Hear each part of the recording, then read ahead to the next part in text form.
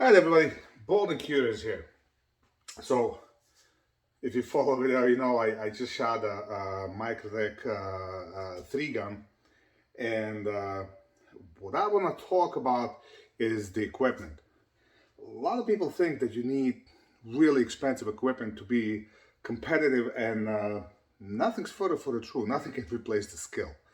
So let me run you down by what I use at the gun, and I'm going to tell you pros and cons. Um, let's start with the basic stuff. I use the Safariland Belt. You can, at least once or twice a year, Safariland has a big sale. You can get 40% off, so you can buy these on cheap. These ELS forks are must-have because you can rearrange your belt how you need it for certain stages. And the same goes, this is a GLS holster that fits multiple guns. And the actual forks, you can pop the whole thing off, throw it in your shooting bag. Really, really awesome deal. Now, I use these MC Digital Armory shotgun caddies. Problem with them was this. The very first day I dropped the belt, before I even shot, I dropped the belt out of the truck and this broke off. I kind of helped with the design of these. These are not bad for the money. I mean, the second one held up fine. I used it through the match. But I'm actually gonna order a Safariland shotgun caddies because they're a little better build quality. I'm sure the 3D technology came in a long way, so it's better now. I mean, this one itself, I had no problem as far as shotgun shells falling off or anything. If something I would like, let me see if I get. If something, I would like shells to be a little closer. When you put it in, I would really like them to touch because then it's a little easier to grab. So that's one thing, but maybe we'll address that in a separate video. So other than that, you got your ears, your eyes. You don't need nothing special. Actually, regular plugs, as long as they block your rifle, work the best. My ear pro were kind of interfering with my rifle, so I switched for a couple of stages for plugs. Now, pistol. I shot Grand Power Excalibur. You can buy this now for under $700 with 3 magazines.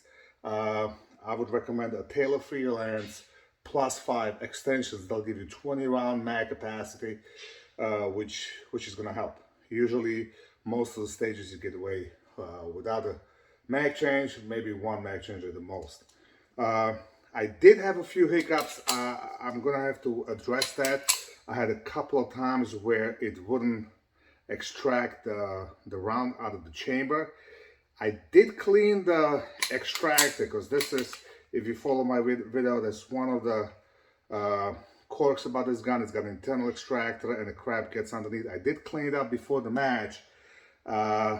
But on the other hand, this gun's got a lot of rounds, and I'm still on the original recoil spring. So I think I'm just gonna go ahead, get a new recoil spring, new extractor, and a little spring for the extractor as well. Just replace that, and that might solve the problem. I think I had that hiccup on 2 or 3 occasions. Other than that, the gun did what I asked it to do. Not expensive either. Rifle. This is nothing special. This is DPMS lower with a Palmetto State Armory upper. Now, this is a Palmetto State Armory barrel, just a regular 16-inch, I believe 1-in-7 twist. I don't even know where the buttstock came from. Probably some back. Only other thing I have a light bolt carrier group, a lightened bolt carrier group.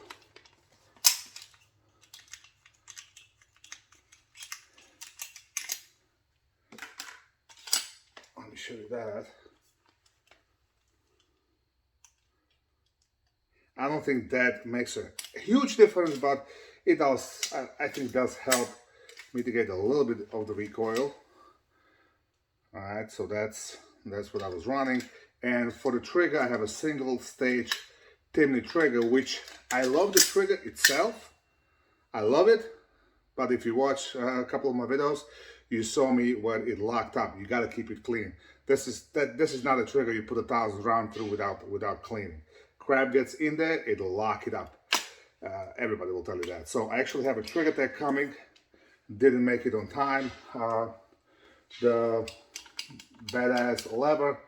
The biggest upgrade I would recommend is a SJC Titan compensator. If you watch one of the stages where we shot, I think like stage 1, we shot early in the morning, like 7:30 in the morning, and you can really tell which way the gases were coming in there. For the Optic, I can highly recommend this Athlon, or was it Helos? Yeah, Helos BTR Gen 2 1 to 10. You do not need 1 to 10, okay? Let me get it straight. You do not need 1 to 10. X-Ring, Ray, X-Ring, the X-Ring channel, he kept saying. My problem was I was still thinking from like a bench rest shooting and looking at the target at 500 yards. And to be honest, I had it cranked up to 10 only at one stage. I could see the 500-yard target, no problem. I didn't hit it, but that's a different story. Had nothing to do with the optic or the gun.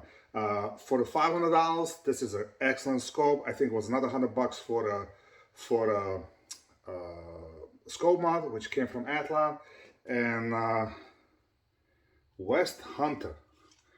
That's the throw lever. That it was a suggestion on the Amazon. I bought it. It works just fine.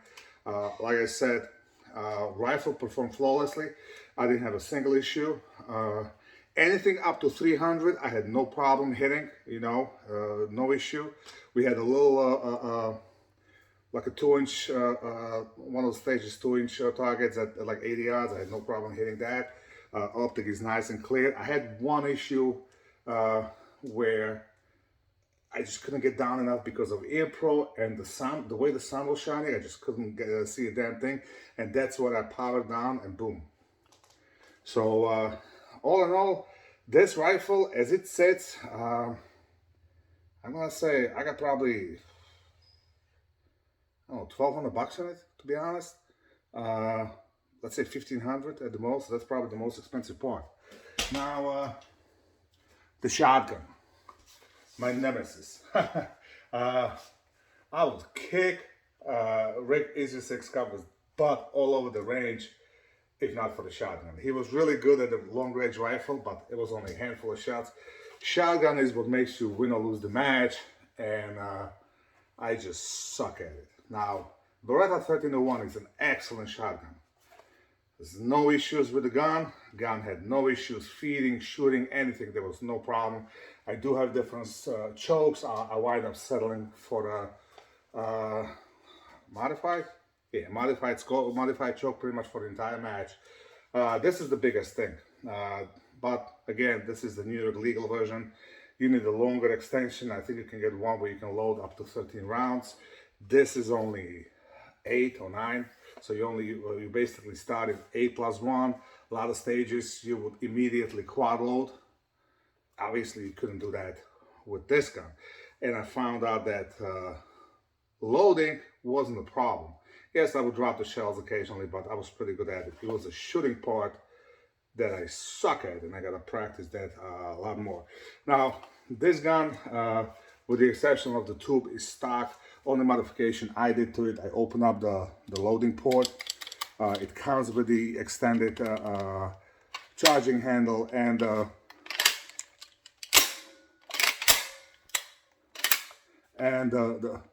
bolt release. I added the match saver, so I don't remember what I paid for it, to be honest. You have to look it up, but definitely a lot less than Benelli. That being said, if I ever shoot a match down there, I think I'm just gonna go ahead and get a tricked up Benelli with a big ass tube, so I can load more shells. So I'm pretty sure this was under $1,000. I might be wrong, but I'm pretty sure I paid less than $1,000 for this gun. So all in all, I got between the rifle, shotgun, pistol, probably less than $3,000 in the actual guns plus the belt. So let's call it about $3,200 which is still a lot of money, but you're shooting 3 guns. Now, you can definitely go cheaper. You can definitely go with a Mossberg shotgun. It'll be just fine. You can go with even cheaper optic and rifle, and you can just shoot plain on Glock 17. There's nothing wrong with that. You'll be just as compatible as long as you do your part. So it all boils down to it ain't the arrow, it's the Indian. Shit, that might be racist now. Who the fuck knows? As always, have fun. Keep shooting.